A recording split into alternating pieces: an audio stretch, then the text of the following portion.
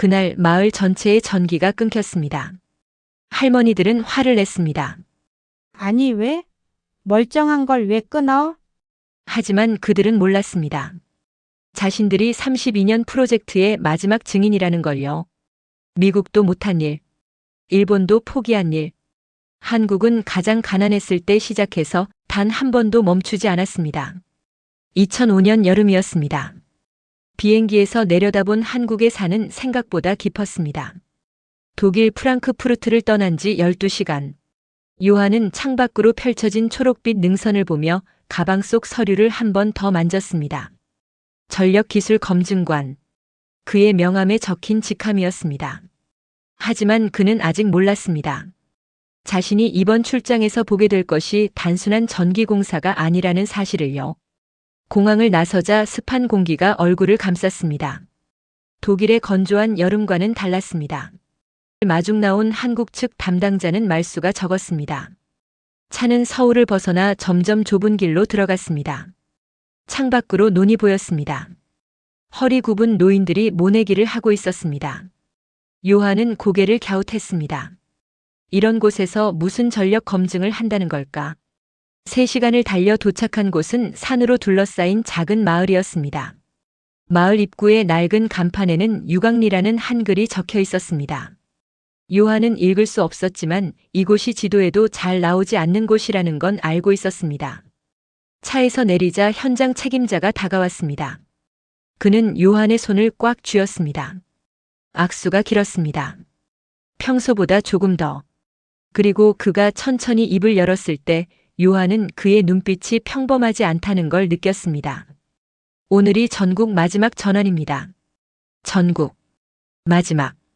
그 두 단어가 요한의 귓가에 울렸습니다.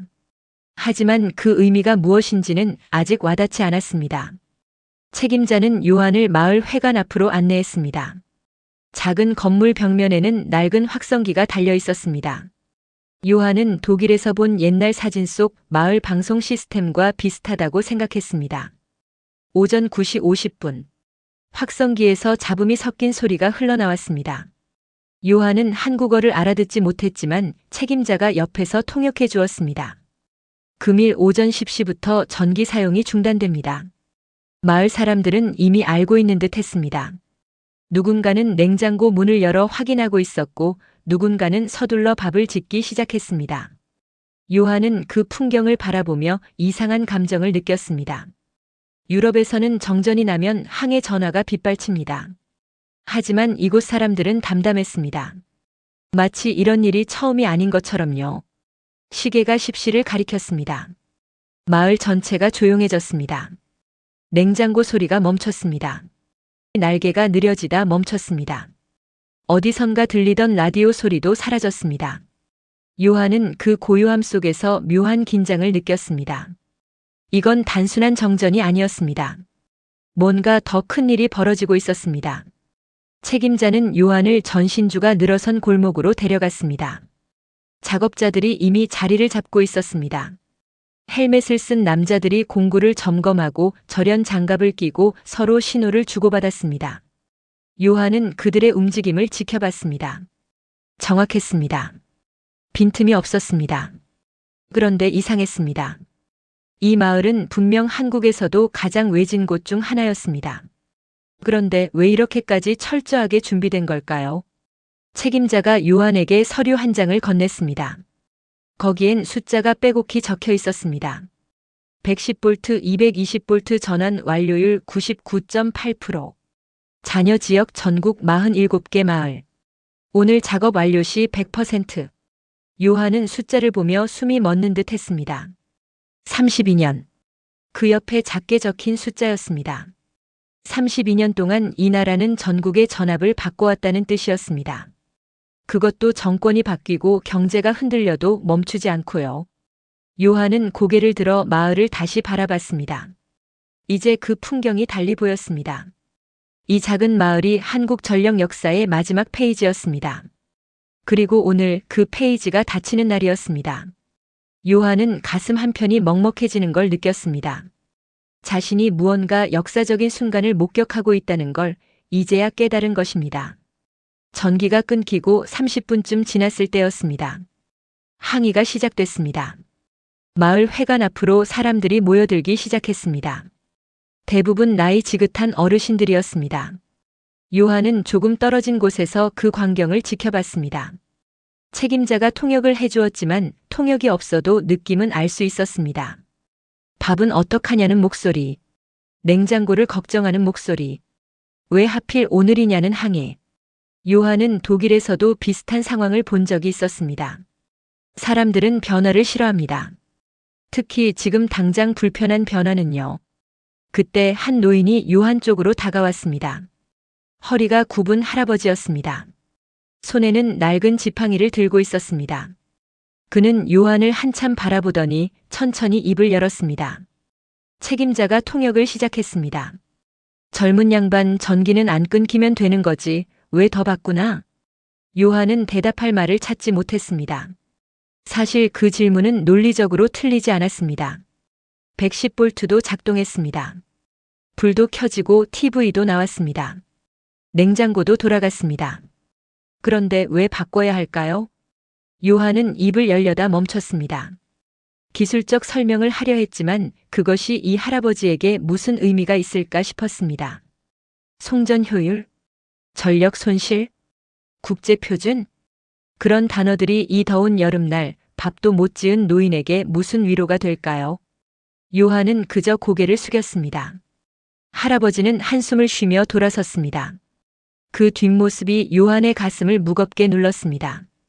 오후가 되자 햇빛이 더 강해졌습니다. 전기가 없으니 선풍기도 못 틀었습니다. 사람들은 부채질을 하며 그늘을 찾았습니다.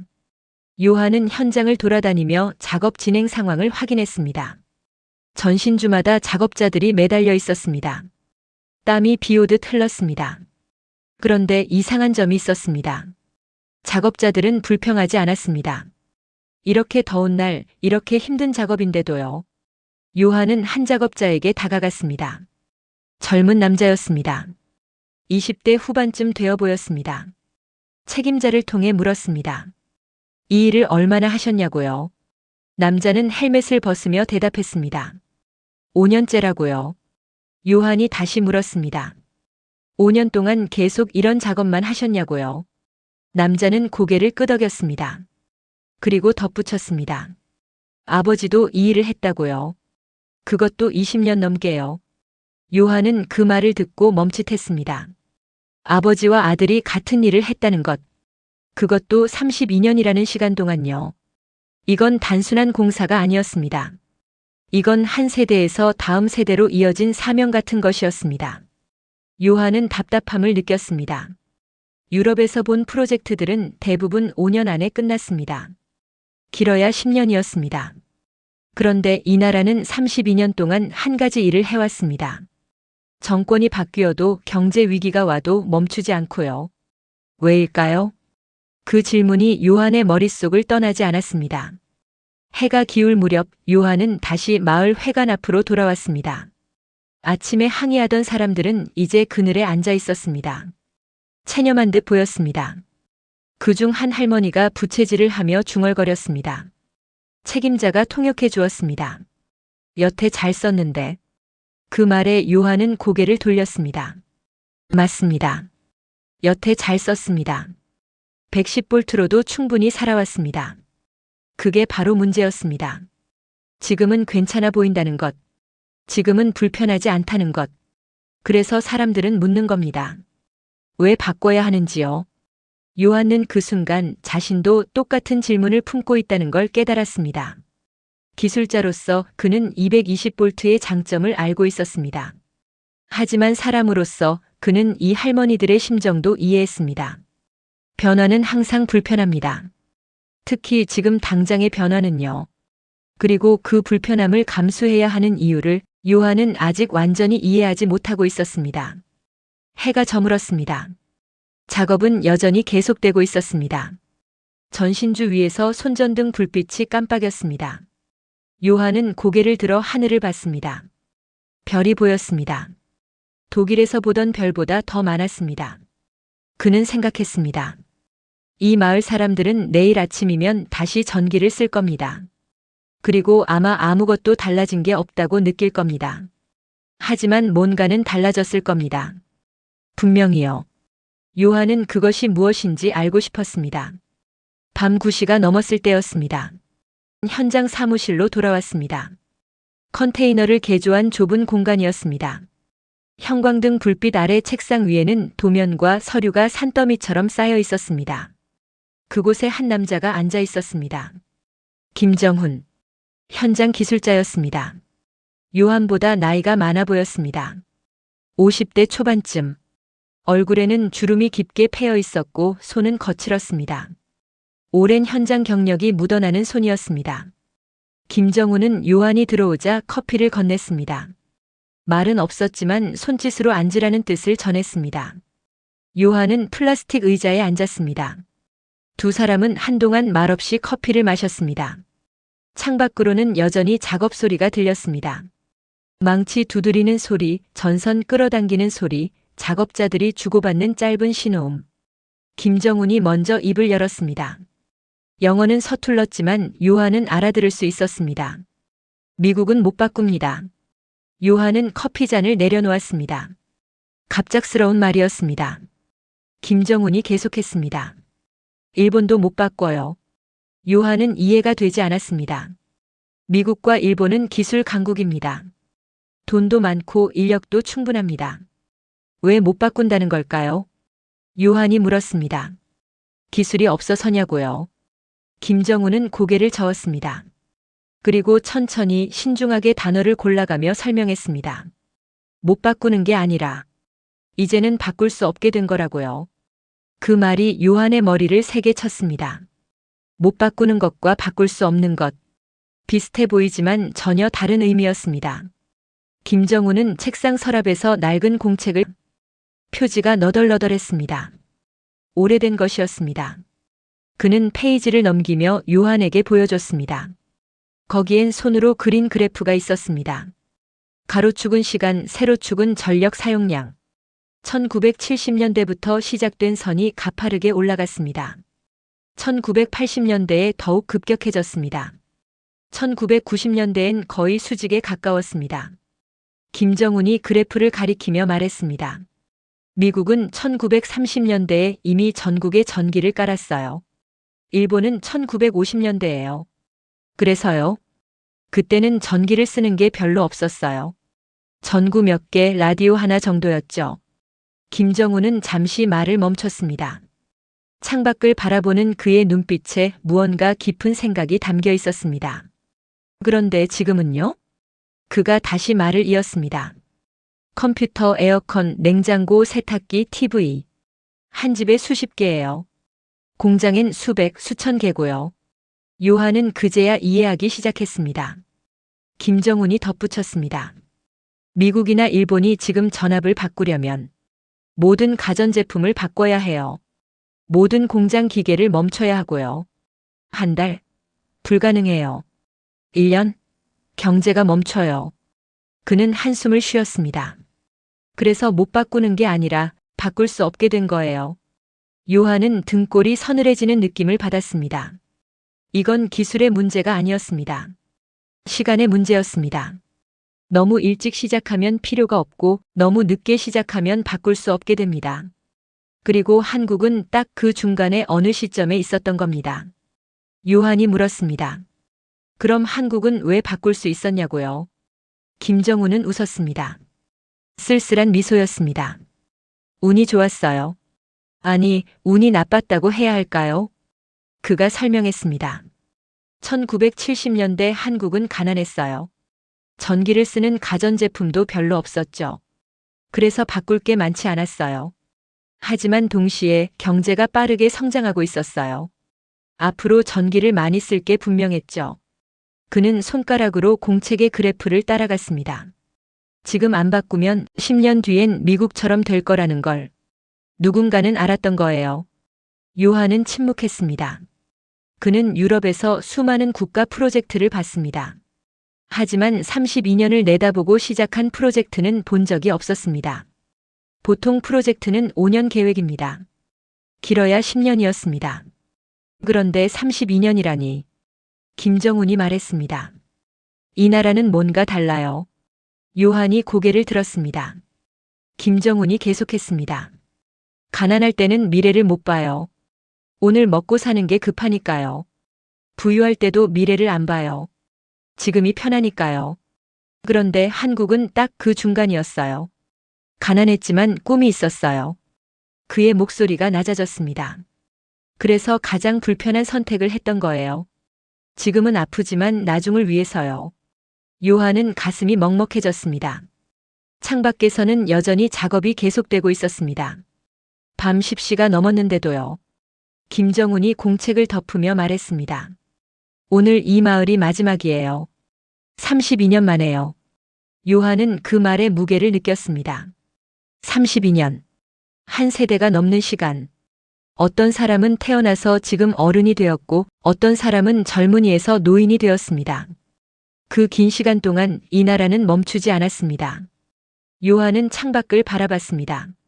어둠 속에서 손전등 불빛이 움직이고 있었습니다. 그는 생각했습니다. 이 나라는 뭔가 다르다고요. 다음 날 아침이었습니다. 작업은 밤새 계속됐고 새벽에야 잠시 멈췄습니다. 요한은 컨테이너 사무실에서 눈을 떴습니다. 의자에 앉은 채로 잠든 것이었습니다. 목이 뻐근했습니다. 밖으로 나가자 아침 공기가 시원했습니다. 마을은 조용했습니다. 아직 전기가 들어오지 않았기 때문입니다. 김정훈은 이미 깨어 있었습니다. 그는 컨테이너 옆 작은 테이블에서 서류를 보고 있었습니다. 요한이 다가가자 김정훈은 고개를 들었습니다. 그리고 오래된 서류 한 장을 요한에게 건넸습니다. 종이가 누렇게 바랬습니다.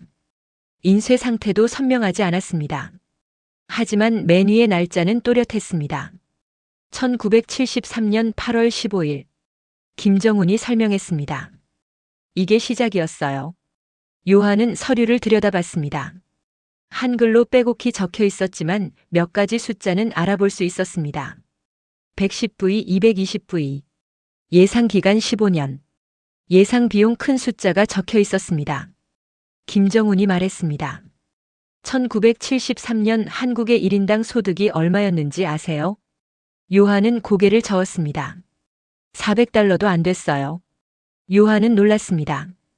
1973년 독일의 1인당 소득은 이미 5,000달러가 넘었습니다. 김정훈이 계속했습니다. 그때 한국은 정말 가난했어요. 전기도 부족해서 정전이 일상이었죠. 공장도 돌아가다 멈추고 또 돌아가다 멈추고. 그런데 그런 나라가요, 전국의 전압을 바꾸기로 결정했어요. 요한은 서류를 다시 봤습니다. 왜일까요? 왜 그렇게 가난한 나라가 가장 돈이 많이 드는 선택을 한 걸까요? 김정훈이 다른 서류를 꺼냈습니다. 이번엔 그래프가 그려진 자료였습니다. 보세요. 그가 가리킨 곳에는 여러 나라의 이름이 적혀 있었습니다. 미국, 일본, 영국, 프랑스. 모두 110볼트를 쓰고 있었어요. 선진국들이요.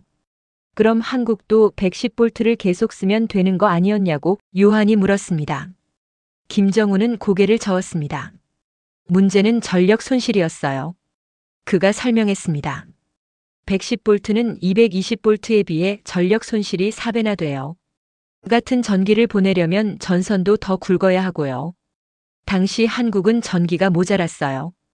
발전소를 짓는 것도 돈이 많이 들었죠. 그런데 전력의 상당 부분이 전선에서 새어나가고 있었던 거예요. 김정훈의 목소리가 낮아졌습니다. 누군가 계산했어요. 지금 110볼트를 그대로 쓰면 앞으로 발전소를 몇 개나 더 지어야 하는지요. 그리고 결론을 내렸죠. 차라리 지금 전압을 바꾸는 게 낫다고요. 요한은 숨을 깊이 들이마셨습니다. 그건 엄청난 결단이었습니다. 가난한 나라가 당장 필요한 것도 부족한데 미래를 위해 지금 돈을 쓰겠다는 결정이었으니까요. 김정훈이 덧붙였습니다. 물론 반대도 많았어요. 또 다른 서류를 보여줬습니다. 회의록 같았습니다. 어떤 사람들은 말했어요. 지금 먹고 살기도 힘든데 무슨 전압 교체냐고요. 110볼트로도 충분하다고요. 그 말이 맞았어요. 당시에는요. 김정훈은 잠시 말을 멈췄습니다. 하지만 누군가는 알았어요. 10년 뒤, 20년 뒤를 봤던 거죠. 그때 한국은 빠르게 변하고 있었어요.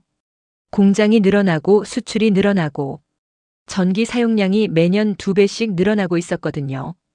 그는 서류를 탁자에 내려놨습니다. 지금 안 바꾸면 10년 뒤엔 미국처럼 갇혀버릴 거라는 걸 누군가는 알았던 거예요.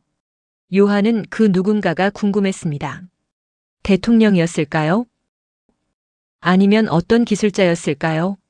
하지만 김정은도 정확히는 모르는 것 같았습니다. 중요한 건 결정이 내려졌다는 거예요. 그리고 실행됐다는 거죠. 요한이 물었습니다. 15년 계획이었다면서요? 김정은이 고개를 끄덕였습니다. 처음엔 15년 안에 끝낼 계획이었어요. 그런데요? 32년 걸렸죠. 왜요? 김정은은 쓴웃음을 지었습니다. 생각보다 어려웠어요. 돈도 부족했고 기술자도 부족했고 그리고 무엇보다 그가 창밖을 바라봤습니다. 마을 사람들이 보였습니다. 사람들이 싫어했어요. 지금 잘 쓰고 있는데 왜 바꾸냐고요. 요한은 어제 만난 할아버지가 떠올랐습니다. 멀쩡한 걸 왜 바꾸냐고 물었던 그 노인이요.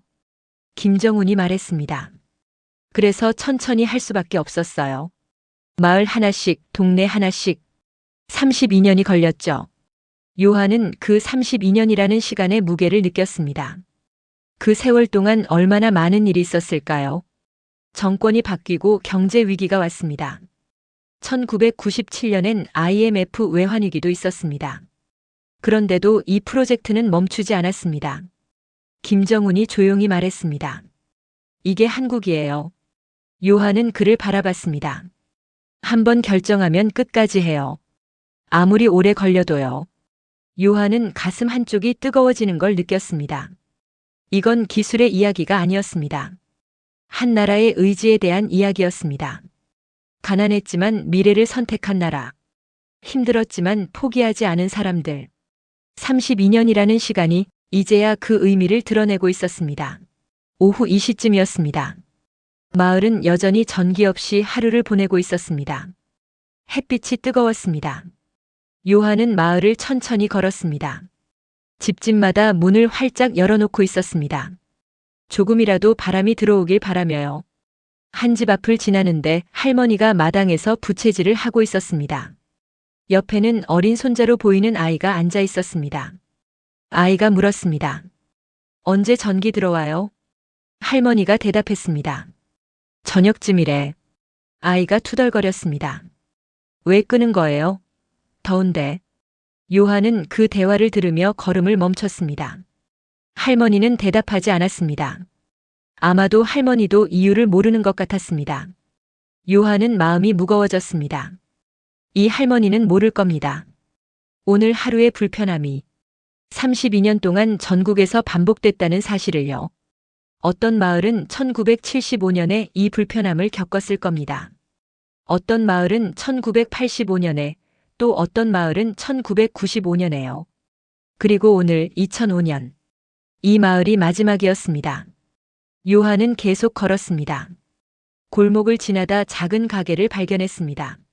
문이 열려 있었습니다. 안을 들여다보니 주인 할아버지가 계산대 옆에 앉아 계셨습니다. 냉장고는 물론 꺼져 있었고 선풍기도 멈춰 있었습니다. 요한이 들어가자 할아버지가 고개를 들었습니다. 무언가 사러 온 줄 알았는지 일어서려 했습니다. 요한은 손을 저었습니다. 그냥 더워서 잠시 쉬어가려 한다는 뜻이었습니다. 할아버지는 고개를 끄덕이며 의자를 하나 더 내주었습니다. 두 사람은 말없이 앉아 있었습니다. 언어가 달랐지만 불편함은 같았습니다. 잠시 후 한 젊은 남자가 가게로 들어왔습니다. 마을 사람 같았습니다. 그는 할아버지에게 뭔가를 물었습니다. 요한은 알아들을 수 없었지만 전기에 관한 이야기인 것 같았습니다. 할아버지가 대답했습니다. 목소리가 피곤해 보였습니다. 젊은 남자가 고개를 저으며 나갔습니다. 뭔가 불만스러워하는 것 같았습니다. 할아버지는 한숨을 쉬었습니다. 요한은 그 한숨 소리에서 많은 것을 느꼈습니다. 이 할아버지도 이해하지 못하는 것 같았습니다. 왜 오늘 하루를 이렇게 불편하게 보내야 하는지요? 요한은 김정은이 했던 말을 떠올렸습니다. 불편은 지금이고 효과는 30년 뒤라고요. 문제는 사람들이 30년 뒤를 상상하기 어렵다는 거였습니다. 특히 지금 당장 불편할 때는요. 요한이 가게를 나와 다시 걸었습니다. 마을 회관 쪽으로 가는 길에 작업자들을 다시 만났습니다. 그들은 점심도 제대로 못 먹고 일하고 있었습니다. 요한은 한 작업자에게 다가갔습니다. 어제 봤던 젊은 남자였습니다. 아버지도 이 일을 했다던 그 사람이요. 요한이 물었습니다. 영어로요. 이 일이 힘들지 않냐고요. 남자는 땀을 닦으며 웃었습니다. 힘들죠 라고 대답했습니다. 그런데 왜 하냐고 요한이 물었습니다. 남자는 잠시 생각하더니 대답했습니다. 아버지가 그랬어요. 우리가 지금 하는 일은 지금 당장은 아무도 알아주지 않지만 나중엔 모두가 고마워할 거라고요. 요한은 그 말에 가슴이 뭉클해졌습니다. 남자가 덧붙였습니다. 그때는 이해 못했어요. 어렸거든요. 그런데 지금은 알 것 같아요. 그는 전신주를 올려다봤습니다. 우리가 지금 이 전선을 바꾸면 50년은 쓸 수 있대요. 그럼 제 아들, 손자도 이 전기를 쓰겠죠. 요한은 그제야 이해했습니다. 이 사람들은 자신을 위해 일하는 게 아니었습니다. 다음 세대를 위해 일하고 있었던 겁니다. 해가 서쪽으로 기울기 시작했습니다. 작업은 거의 끝나가고 있었습니다. 전선이 모두 교체됐고 이제 마지막 점검만 남았습니다. 요한은 김정훈과 함께 마을을 한 바퀴 돌았습니다. 모든 전신주를 확인했습니다. 김정훈이 말했습니다. 곧 전기가 들어올 거예요. 요한이 물었습니다. 사람들이 변화를 느낄까요? 김정훈은 고개를 저었습니다. 못 느낄 거예요. 불도 똑같이 켜지고 TV도 똑같이 나오니까요. 그럼요? 김정훈이 하늘을 올려다봤습니다. 그게 좋은 거예요. 요한은 그 말의 의미를 곱씹었습니다. 변화를 못 느낀다는 게 좋은 거라니. 김정훈이 설명했습니다. 가장 좋은 변화는 눈에 안 보이는 변화예요. 자연스럽게 일상이 되는 거죠. 그는 마을을 바라봤습니다. 사람들은 내일부터 다시 평범하게 살 거예요. 전기 끊긴 것도 있고요. 하지만 그 평범함 뒤에는 32년이 숨어 있어요. 요한은 침묵했습니다. 그는 이제 알았습니다. 왜 이 나라가 32년 동안 이 일을 멈추지 않았는지요. 정권이 바뀌어도 경제가 흔들려도 외환위기가 와도 이건 정치의 문제가 아니었습니다. 경제의 문제도 아니었습니다. 책임의 문제였습니다. 다음 세대에 대한 책임, 미래에 대한 책임, 그 책임감이 32년을 버티게 했던 겁니다. 요한은 마음속으로 생각했습니다. 이건 기적이 아니라 집념이다라고요. 해가 지기 시작했습니다. 마을 회관 앞에는 사람들이 모여들기 시작했습니다. 아침처럼 항의하러 온 건 아니었습니다. 그저 궁금했던 것 같습니다. 정말 오늘 전기가 들어올까? 뭐가 달라질까? 요한도 그곳에 있었습니다. 김정훈과 나란히 서서 마을 회관 옆 변압기를 바라보고 있었습니다.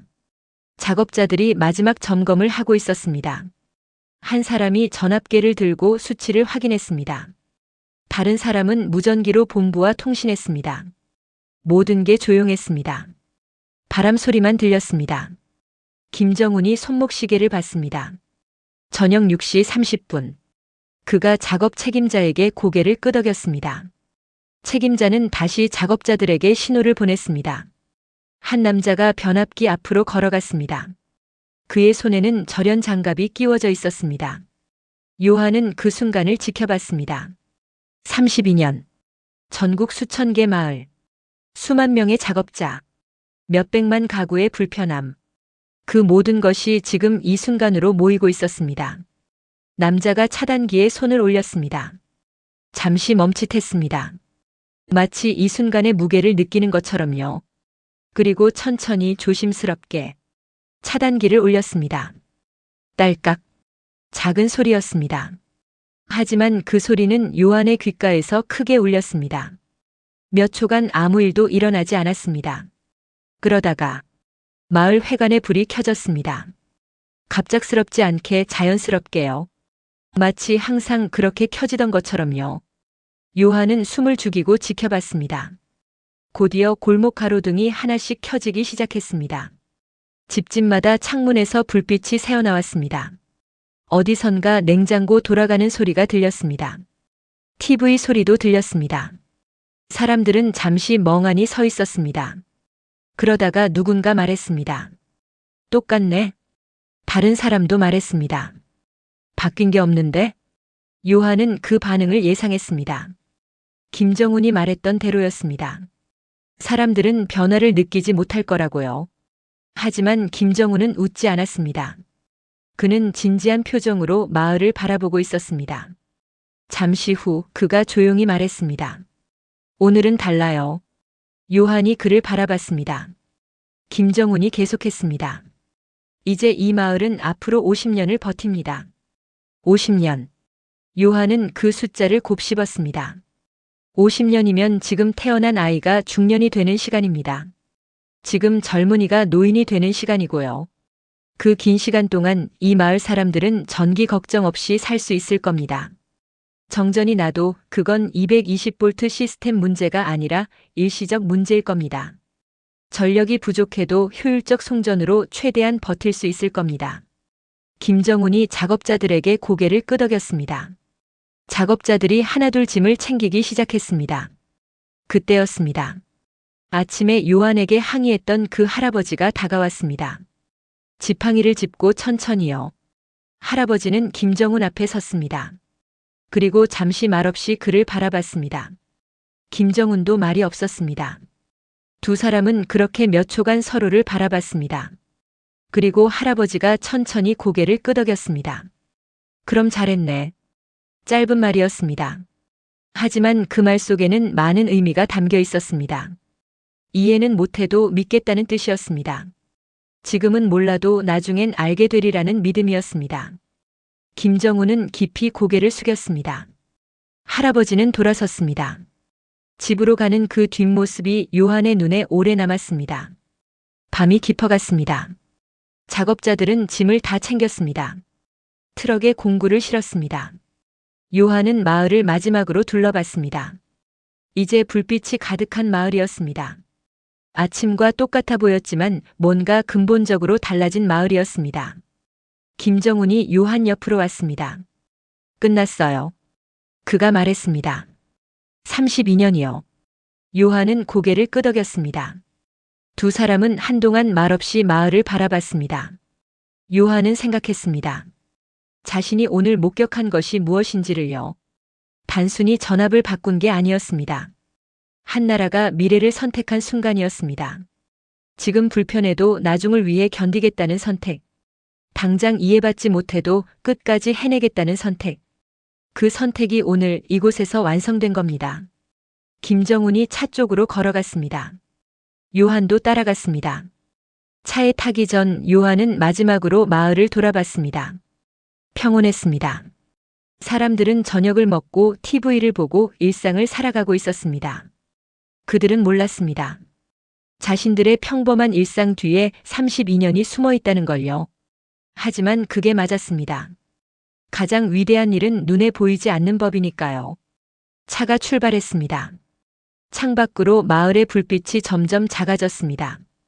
그러다 산 뒤로 사라졌습니다. 요한은 가슴 한편이 먹먹했습니다. 안도감이었을까요? 아니면 경외감이었을까요? 아마 둘 다였을 겁니다. 32년이라는 긴 여정이 끝났다는 안도. 그 여정을 끝까지 해낸 사람들에 대한 경외. 차는 어둠 속을 달렸습니다. 요한은 창밖을 바라보며 생각했습니다. 오늘 밤 한국 전역에서 전기가 흐르고 있다고요. 110볼트가 아닌 220볼트로요. 그리고 그 전기는 앞으로도 계속 흐를 것입니다. 조용히, 눈에 보이지 않게, 하지만 확실하게요. 32년 동안 수많은 사람이 땀 흘린 결과가 이제 당연한 일상이 되어 한국인들의 삶 속에 녹아들 것입니다. 요한은 눈을 감았습니다. 그의 마음속에 한 문장이 떠올랐습니다. 위대함은 소리 없이 완성된다고요. 다음 날 아침이었습니다. 요한은 서울로 돌아가는 길이었습니다. 김정훈이 공항까지 데려다 주겠다고 했습니다. 차 안은 조용했습니다. 두 사람 모두 말이 많지 않았습니다. 고속도로를 달리는 동안 요한은 창밖을 바라봤습니다. 전신주가 끝없이 이어져 있었습니다. 저 전선들도 모두 바뀐 것일까? 32년 동안요. 요한이 물었습니다. 몇 명이나 이 일을 했을까요? 김정우는 잠시 생각하더니 대답했습니다. 정확히는 모르겠어요. 수만 명? 어쩌면 더 많을 수도요. 그는 핸들을 잡은 채 계속했습니다. 기술자만 한 게 아니에요. 행정 공무원도 있었고 계획 세우는 사람도 있었고 자재 나르는 사람, 민원 받는 사람, 예산 관리하는 사람. 다들 자기 역할이 있었죠. 요한은 고개를 끄덕였습니다. 그 많은 사람 중에 누가 기억될까요? 김정우는 쓴웃음을 지었습니다. 아무도요. 요한이 그를 바라봤습니다. 김정훈이 설명했습니다. 이런 일은 원래 그래요. 끝나면 다들 잊어버려요. 전기는 당연한 거니까요. 매일 쓰는 거니까요. 그는 잠시 말을 멈췄습니다. 누가 전선을 바꿨는지, 누가 밤새 일했는지, 누가 민원을 받았는지 아무도 기억 안 해요. 요한은 가슴이 답답했습니다. 32년 동안 그 많은 사람이 일했는데 아무도 기억하지 않는다니요.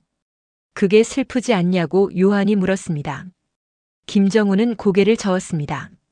슬프지 않아요. 왜요? 김정훈이 잠시 생각하더니 대답했습니다. 우리는 기억될 필요가 없어요. 전기가 기억하니까요. 요한은 그 말의 의미를 이해하려 했습니다. 김정훈이 계속했습니다. 전기는 매일 흐르잖아요. 불 켤 때마다 TV 볼 때마다. 그게 우리가 한 일의 증거예요. 그는 전신주를 가리켰습니다. 저 전선이 50년 동안 전기를 나르면 그게 우리를 기억하는 거예요. 요한은 침묵했습니다. 그제야 이해가 됐습니다. 이 사람들은 자신의 이름이 역사책에 나오길 바라지 않았습니다. 누군가 자신을 기억해 주길 기대하지도 않았습니다.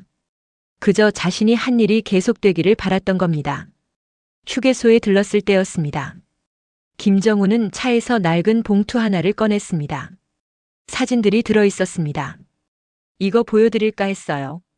그가 사진을 한 장씩 보여줬습니다. 첫 번째 사진. 1970년대로 보이는 흑백 사진이었습니다. 젊은 남자들이 전선을 들고 웃고 있었습니다. 김정훈이 말했습니다. 이분들이 처음 시작한 사람들이에요. 두 번째 사진. 1980년대쯤 되어 보였습니다. 조금 나이 든 사람들과 젊은 사람들이 섞여 있었습니다. 이분들은 중반부를 한 거고요. 세 번째 사진. 컬러 사진이었습니다. 최근 것 같았습니다. 이분들이 마지막 작업을 한 거예요. 요한은 사진들을 차례로 봤습니다. 세 세대였습니다. 아버지 세대, 그 아들 세대, 그리고 손자 세대. 32년 동안 이어진 사람들의 얼굴이었습니다.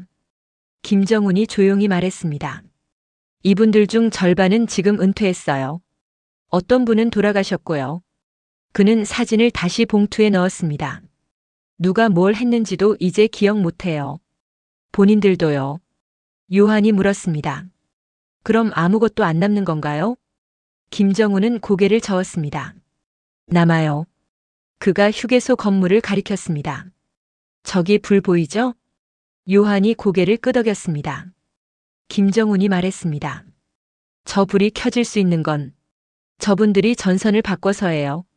저기서 커피 끓일 수 있는 것도, 저기서 핸드폰 충전할 수 있는 것도 다 저분들 덕분이에요. 그는 웃었습니다. 그런데 아무도 몰라요.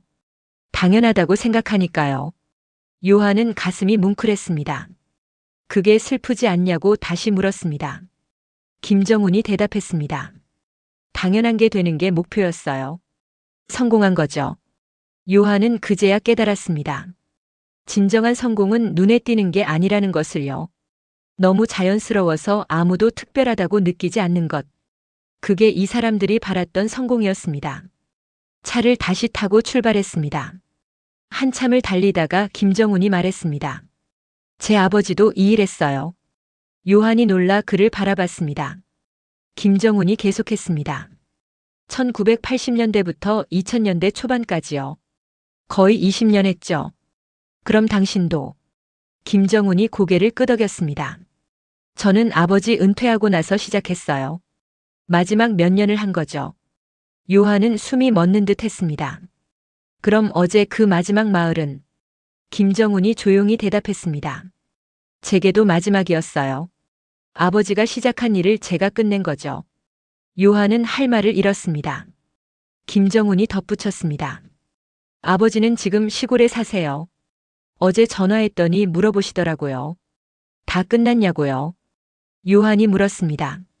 뭐라고 하셨어요? 김정훈이 웃었습니다. 잘했다고요. 그것밖에 안 하시더라고요. 요한은 그 대화를 상상했습니다. 20년을 일한 아버지와 마지막을 끝낸 아들. 두 사람 사이의 짧은 대화. 하지만 그 짧은 대화 속에 32년이 담겨 있었습니다. 공항이 가까워졌습니다. 김정훈이 말했습니다. 요한 씨. 요한이 그를 바라봤습니다. 이 이야기 기억해 주세요. 요한은 고개를 끄덕였습니다. 김정훈이 웃었습니다. 우리는 기억 안 해도 돼요. 하지만 누군가는 알았으면 좋겠어요. 한국이 어떻게 여기까지 왔는지요. 요한은 진지하게 대답했습니다. 기억하겠습니다.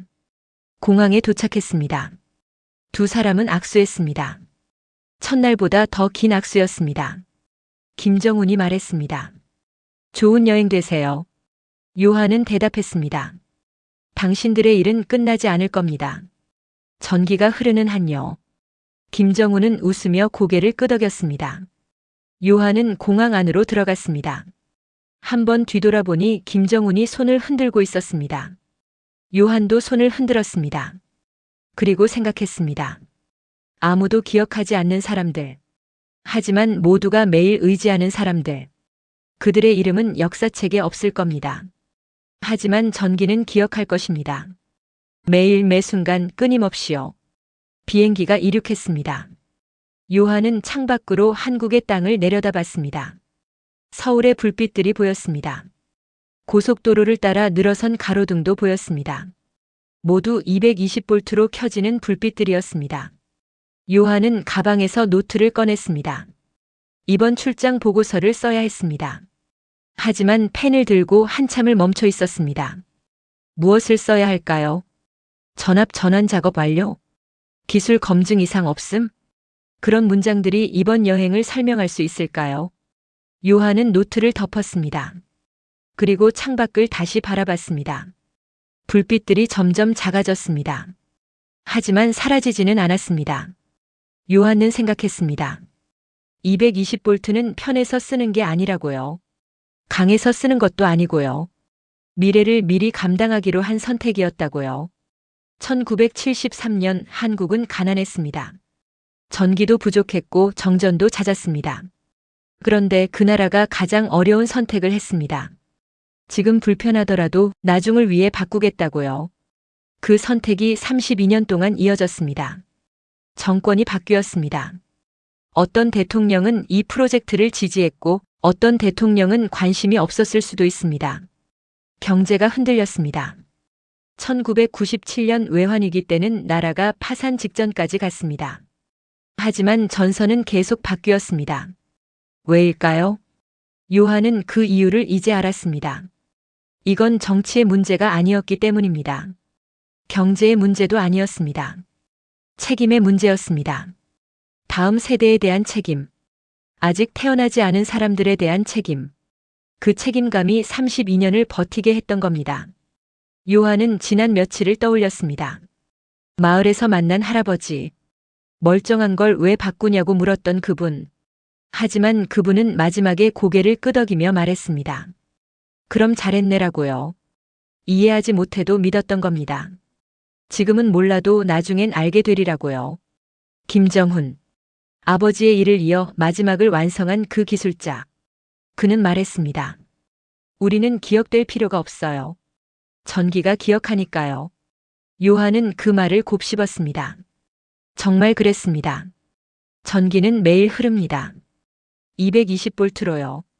한국 사람들이 아침에 일어나 불을 켤 때, 커피를 끓일 때, 컴퓨터를 켤 때, 밤에 TV를 볼 때, 그들은 생각하지 않을 겁니다. 32년 전 누군가 이 전선을 바꾸기로 결정했다는 걸요. 하지만 그 결정이 없었다면 그들의 일상은 불가능했을 겁니다. 요한은 노트를 다시 폈습니다. 그리고 천천히 쓰기 시작했습니다. 독일어로요. 보고서가 아닌 개인 노트로요. 오늘 나는 한나라가 시간을 이기는 걸 봤다. 그는 계속 썼습니다. 지금 불편하면 나중엔 자유로워진다. 지금 미루면 나중엔 묶인다. 한국은 전기를 바꾼 게 아니라 시간을 이겼다. 요한은 펜을 멈췄습니다. 그리고 다시 창밖을 바라봤습니다. 한국의 불빛들이 이제 거의 보이지 않았습니다. 하지만 요한은 알고 있었습니다. 저 불빛들이 앞으로도 계속 켜질 거라는 걸요. 50년 아니 그 이상. 왜냐하면 32년 전 누군가 미래를 선택했으니까요. 요한은 눈을 감았습니다. 그의 마음속에 한 문장이 떠올랐습니다. 위대한 선택은 당대에는 이해받지 못한다. 하지만 다음 세대가 증명한다. 비행기는 구름 위를 날고 있었습니다. 요한은 생각했습니다. 자신이 독일로 돌아가면 무엇을 할까요? 동료들에게 이 이야기를 할까요? 아마도 믿지 않을 겁니다. 32년 동안 한 가지 일을 멈추지 않았다는 걸요. 하지만 요한은 알고 있었습니다. 이 이야기가 사실이라는 걸요. 그리고 이 이야기가 주는 교훈도 알고 있었습니다. 미래는 기다려서 오는 게 아니라 지금 만드는 거라는 것. 불편함을 견딜 용기가 있는 사람만이 나중에 자유를 누릴 수 있다는 것. 요한은 다시 노트를 펼쳤습니다. 마지막 문장을 썼습니다. 한국이 내게 가르쳐 준 것. 오늘의 결단이 내일의 일상을 만든다. 그는 노트를 덮었습니다. 그리고 깊은 숨을 쉬었습니다. 창밖은 어두웠습니다. 하지만 요한의 마음은 밝았습니다. 그는 한나라의 32년을 목격했습니다. 말없이 땀 흘린 수만 명의 사람들을 봤습니다. 이름 없이 사라진 그들의 헌신을 느꼈습니다. 그리고 그들이 남긴 것도 봤습니다. 매일 켜지는 불빛, 당연하게 쓰는 전기, 의식하지 못하는 편리함. 그게 그들의 유산이었습니다. 요한은 미소 지었습니다. 한국 사람들은 아마 평생 몰라도 괜찮았습니다. 누가 32년 동안 전선을 바꿨는지요. 중요한 건 전기가 흐른다는 것. 앞으로도 계속 흐를 거라는 것. 그리고 그 흐름 속에 32년의 땀과 인내가 녹아 있다는 것. 비행기는 계속 날았습니다. 요한은 눈을 감았습니다. 그의 귓가에 김정은의 마지막 말이 울렸습니다. 전기는 매일 흐르잖아요. 그게 우리가 한 일의 증거예요. 요한은 고개를 끄덕였습니다. 그렇습니다. 가장 위대한 일은 눈에 보이지 않습니다. 가장 고귀한 헌신은 기억되지 않습니다. 하지만 그 일은 계속됩니다. 매일 매 순간 끊임없이요. 한국의 220볼트처럼요.